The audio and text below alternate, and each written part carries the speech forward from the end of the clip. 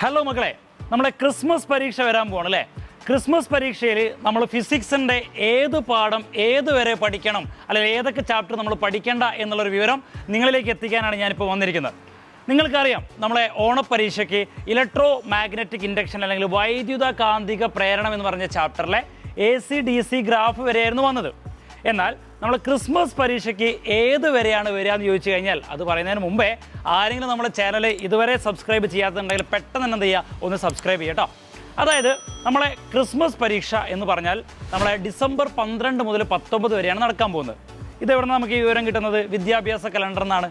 Okay, അപ്പോൾ അതിന് ഇതുവരെ ഒരു മാറ്റങ്ങളൊന്നും പറഞ്ഞിട്ടില്ല. അതുകൊണ്ട് 12-ാം തീയതി സ്റ്റാർട്ട് ചെയ്യും. അപ്പോൾ അതുകൊണ്ട് തന്നെ നമ്മളെ സ്കീം ഓഫ് വർക്ക് പ്രകാരം നമ്മൾ നവംബറിലാണ് റിഫ്രാക്ഷൻ ഓഫ് ലൈറ്റ് അല്ലെങ്കിൽ പ്രകാശത്തിൻ്റെ അപവർത്തനം എന്ന് പറഞ്ഞ ചാപ്റ്റർ സ്റ്റാർട്ട് ചെയ്യേണ്ടത്. എന്നിട്ട് ഡിസംബർ ആകുമ്പോഴേക്ക് നമ്മൾ ആ ചാപ്റ്റർ കംപ്ലീറ്റ് ചെയ്യണം. എന്നാൽ നമ്മൾ ഡിസംബർ 12-ന് എക്സാം സ്റ്റാർട്ട് ചെയ്യുന്നത് കൊണ്ട് തന്നെ റിഫ്രാക്ഷൻ ഓഫ് ലൈറ്റ് അല്ലെങ്കിൽ പ്രകാശത്തിൻ്റെ അപവർത്തനം എന്ന് പറഞ്ഞ ചാപ്റ്റർ കംപ്ലീറ്റ് ആയിട്ട് എക്സാമിന് ഉണ്ടാവില്ല. പിന്നെ ഏതുവരെയാണ് എക്സാമിന് ഉണ്ടാവുക? 2019 മുതൽ 2024 വരെ ടോട്ടൽ ഇൻറ്റേർണൽ റിഫ്ലക്ഷൻ അല്ലെങ്കിൽ പൂർണ്ണാന്തര പ്രതിപതനം വരെയാണ് നമ്മളെ എക്സാമിന് ഉണ്ടായിരുന്നത്. അപ്പോൾ ഈ തവണയും ആ ഒരു പോർഷൻസ് വരെയാണ് എക്സാമിന് ഉണ്ടാവാനുള്ള ചാൻസ് ഏറ്റവും കൂടുതൽ.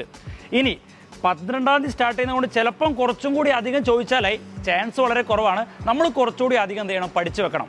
അപ്പോൾ നിങ്ങൾ ഏതൊക്കെ ചാപ്റ്റർ പഠിക്കണം? നമ്മൾ ഇലക്ട്രോ മാഗ്നറ്റിക് ഇൻഡക്ഷൻ അല്ലെങ്കിൽ വൈദ്യുത കാന്തിക പ്രേരണത്തിൽ AC/DC ഗ്രാഫ് കഴിഞ്ഞ് ആ ചാപ്റ്റർ കഴിയുന്നവരെയുള്ള ഭാഗം പഠിക്കണം.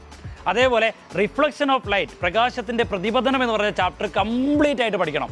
പിന്നെ റിഫ്രാക്ഷൻ ഓഫ് ലൈറ്റ് അല്ലെങ്കിൽ പ്രകാശത്തിൻ്റെ അപവർത്തനം എന്ന് പറഞ്ഞ ചാപ്റ്ററിൽ ടോട്ടൽ ഇൻറ്റേർണൽ റിഫ്ലക്ഷൻ അല്ലെങ്കിൽ പൂർണ്ണാന്തര പ്രതിപതനം വരെ കംപ്ലീറ്റ് ആയിട്ട് അങ്ങോട്ട് പഠിച്ചു വെച്ച് കഴിഞ്ഞാൽ നമ്മൾ ക്രിസ്മസ് പരീക്ഷയ്ക്ക് ഫുൾ മാർക്ക് കിട്ടും.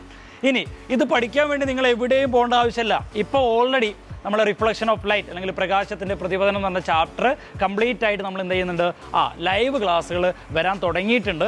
അതിൻ്റെ 1ാമത്തെ പാർട്ട് കഴിഞ്ഞിട്ടുണ്ട്, 2ാമത്തെ പാർട്ട് അടുത്ത ദിവസം തന്നെ വരും.